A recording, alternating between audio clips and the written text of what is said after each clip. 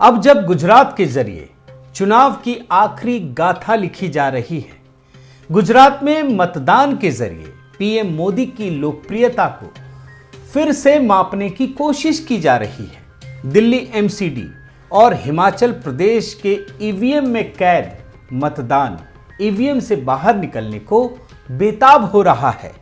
तब प्रधानमंत्री मोदी के दिमाग में क्या चल रहा होगा?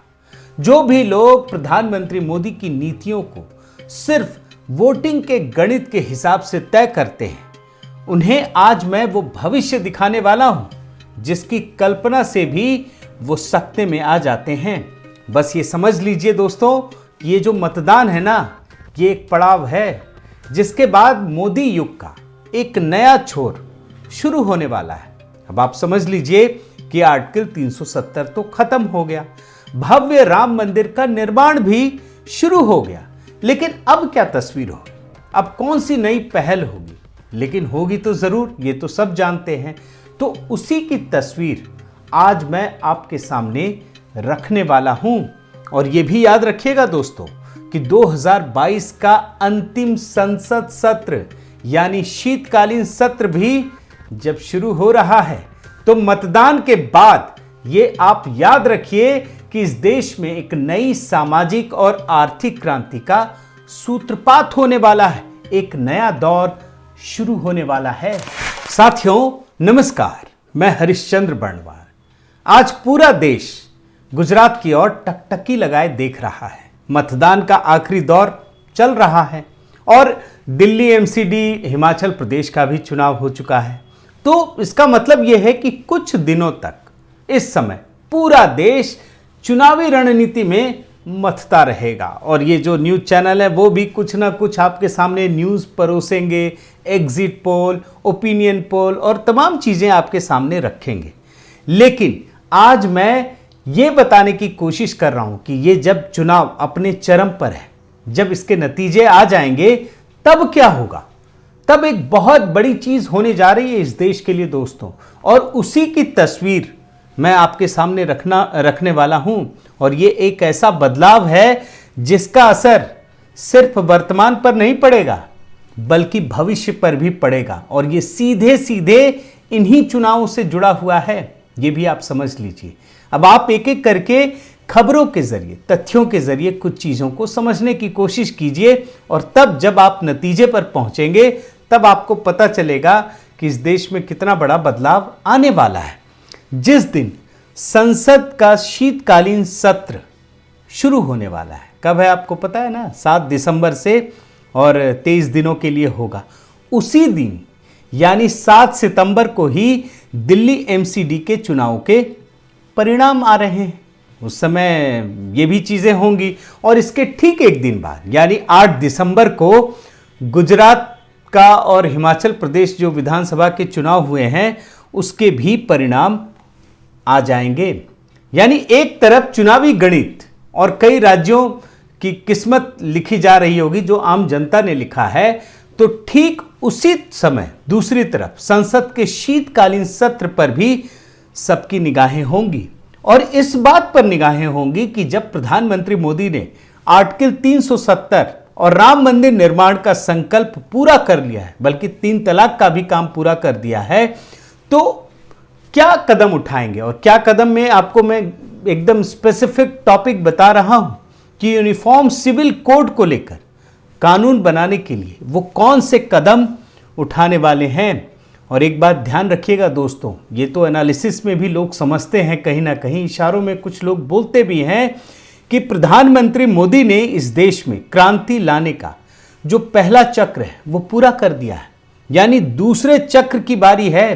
क्रांति का दूसरा चक्र क्या होगा, इसी बात को आप समझने की कोशिश कीजिए।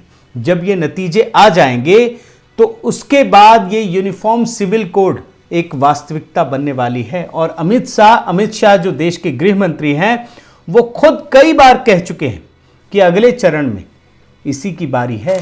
अब जब मैं यूनिफॉर्म सिविल कोड की बात कह रहा हूं, तो ये क्यों महत्वपूर्ण है, इस बात को भी समझने की कोशिश कीजिए।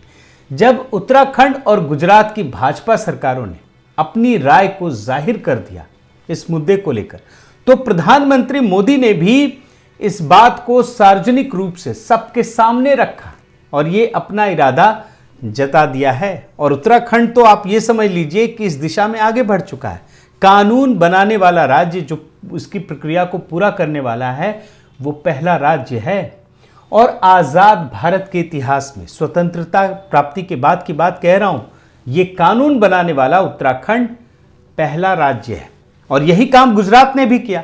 गुजरात में चुनाव की तारीखों के ऐलान से पहले गुजरात सरकार ने भी अपनी मंशा जाहिर कर दी और समान नागरिक संहिता लाने का फैसला कर लिया। और इसी मुद्दे पर एक और बड़ी खबर हुई थी, वो भी आपको याद दिलाना जरूरी है कि जब जनहित याचिकाएं सुप्रीम कोर्ट के पास गई तो सुप्रीम कोर्ट ने सरकार से यूनिफॉर्म सिविल कोड को लेकर कहा कि आप कुछ कीजिए, बनाइए। तो सरकार ने जानते हैं क्या कहा? सरकार ने यह कहा और शपथ पत्र देकर कहा कि यह कानून बनाना सुप्रीम कोर्ट का काम नहीं है, यह संसद का काम है और संसद सॉवरेन पावर है। तो आप कोई निर्देश संसद को नहीं दे सकते हैं। यानी सरकार इस मामले में बहुत गंभीर है और कानून बनाना चाहती है, क्योंकि जब सरकार ने सुप्रीम कोर्ट को ही कह दिया, इसका मतलब है कि वो अपनी मंशा जाहिर कर रही है। और एक बात आप समझ लीजिए कि जब आम जन राजी हो गए हैं, सुप्रीम कोर्ट भी इस बात को कह चुका है, और ये तो भारतीय जनता पार्टी का एजेंडा ही है ना, तो वो भला इस अवसर को क्यों जाने देगी? इसका मतलब आप समझ लीजिए कि यूनिफॉर्म सिविल कोड, जो 2019 के भारतीय जनता पार्टी के संकल्प पत्र का हिस्सा है, उसका समय अब आ गया है। अब जब यूनिफॉर्म सिविल कोड की बात इतनी दूर तक जा चुकी है, तो सीएए को आप कैसे भूल सकते हैं? वो तो कानून पास हो चुका है, संसद ने पास किया है। तो इसका मतलब यह है कि सीएए के लागू होने का भी समय आ गया है। और आप भूले नहीं होंगे, गुजरात में जो बाहर के नागरिक हैं उनको देने की कोशिश की गई, उसका ऐलान भी किया गया था गुजरात चुनाव में। लेकिन सीएए को लेकर मैं आपके सामने बहुत ही स्पष्ट शब्दों में बता दे रहा हूं, क्योंकि इस देश के गृह मंत्री अमित शाह कई बार कह चुके हैं कि जल्द ही इसे लागू किया जाएगा। इस कंफ्यूजन में मत रहिए और आप समझ लीजिए कि इसका समय भी आ गया है। एक छोटा सा बयान इससे जुड़ा हुआ आपको सुनाता हूं ताकि आपको सनद रहे। सीए देश का कानून है, आप पहले ही समझ कर चलिए जी। कोरोना के कारण जारी होने में, मतलब उसको लागू करने में हमें थोड़ी देर हुई है, मगर अब कोरोना की स्थिति ठीक है और सीए का लागू होना सुनिश्चित। प्रधानमंत्री मोदी एक तरफ यूनिफॉर्म सिविल कोड और सीए के जरिए इस देश में सामाजिक क्रांति का बीज बो रहे होंगे, वहीं दूसरी तरफ भारत की अर्थव्यवस्था को विश्व की तीसरी सबसे बड़ी अर्थव्यवस्था बनाने की ओर कदम बढ़ा रहे होंगे। आप रिपोर्ट जरूर देखते चलिएगा दोस्तों। करीब $7.5 ट्रिलियन की, जी हां, आप रिपोर्ट भी देखिए, $7.5 ट्रिलियन की यह अर्थव्यवस्था बनने की जो नींव प्रधानमंत्री मोदी ने पिछले 8 सालों में इस देश में रखी है ना, उसका गवाह भी यही सत्र बनने वाला है। और भारत की मजबूत स्थिति का सबूत यह भी है दोस्तों कि अमेरिका, ब्रिटेन, यूरोपियन यूनियन जैसे देश भी भारत को विश्व के सप्लाई चेन का एक मुख्य केंद्र बनाना चाहते हैं। और ऐसा इसलिए हो रहा है क्योंकि पूरी दुनिया का चीन से भरोसा टूट चुका है। और वो इसलिए टूटा है क्योंकि चीन में जो तानाशाही व्यवस्था चल रही है, उसमें वहां के राष्ट्रपति ने तमाम विरोधों को दरकिनार करते हुए खुद को तीसरी बार सत्ता पर स्थापित कर लिया है। और विश्व के तमाम देश चीन के मुकाबले भारत पर भरोसा कर रहे हैं। तो प्रधानमंत्री मोदी ने G20 की जो अध्यक्षता ली है और जो विश्वास पूरी दुनिया ने दिखाई है, उसी विश्वास को ये सदन भी देखेगा जो 7 दिसंबर से शुरू हो रहा है। विश्वास ऐसा है दोस्तों कि चीन और पाकिस्तान के विरोध के बावजूद भी भारत सरकार ने जम्मू कश्मीर में और लद्दाख में G20 के कई इवेंट्स को ऑर्गेनाइज करने का फैसला किया है। और ये तब हो रहा है जब चीन इसका पुरजोर तरीके से विरोध कर रहा है। और यही विरोध, मैं तो कई बार अंतर्राष्ट्रीय सांठगांठ की बात करता हूं ना, इस तौर पर चीन और पाकिस्तान विरोध करता है, तो ऐसा ही विरोध भारत के अंदर भी तमाम विपक्षी नेता भी कर रहे होंगे। वो भी इसी इंतजार में है, क्योंकि वो भी जेल की सलाखें जो है ना, उनका इंतजार कर रही हैं।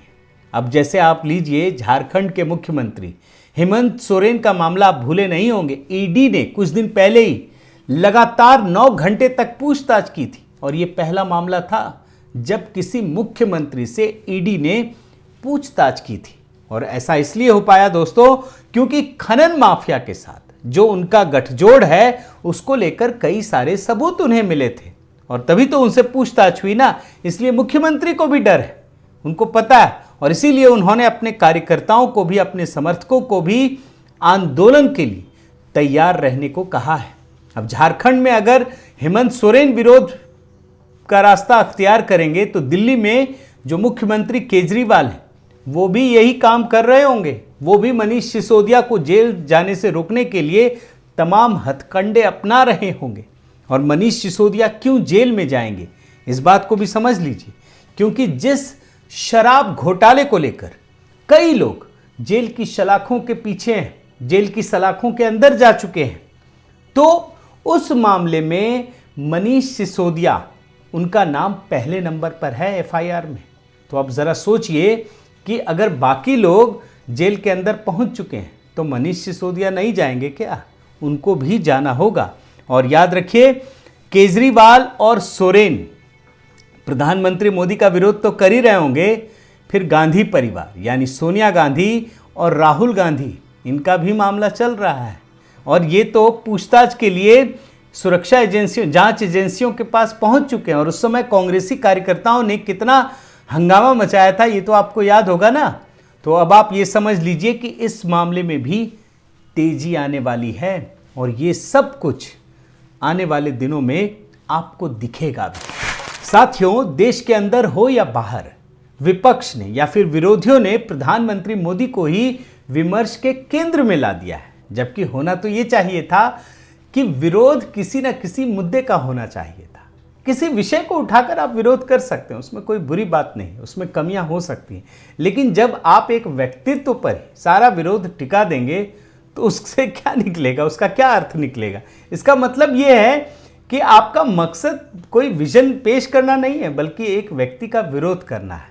तो इन परिस्थितियों में प्रधानमंत्री मोदी ने क्या किया? उन्होंने इस पर ध्यान ही नहीं दिया। इसे पूरी तरह से दरकिनार करते हुए वे अपने विकास के एजेंडे में ही लगे रहे। तो अब जब ये सारी चीज़ें हो रही हैं और चुनाव चल रहा है, अब मतदान के नतीजे भी आने वाले हैं, तो आप मान सकते हैं कि ये एक ऐसा संधि काल है जब इस देश का एक नायक इस देश को अंधेरे से निकालकर उजाले की ओर ले जाने को बेताब है। वो विकसित भारत का सपना लेकर इस देश को, इस देश के 130 करोड़ लोगों को आगे ले जा रहा है। और इस दिशा में याद रखिए दोस्तों कि ये चुनाव या इस चुनाव का परिणाम एक बहुत बड़ा प्रतीक बनने वाला है। बहुत बहुत धन्यवाद।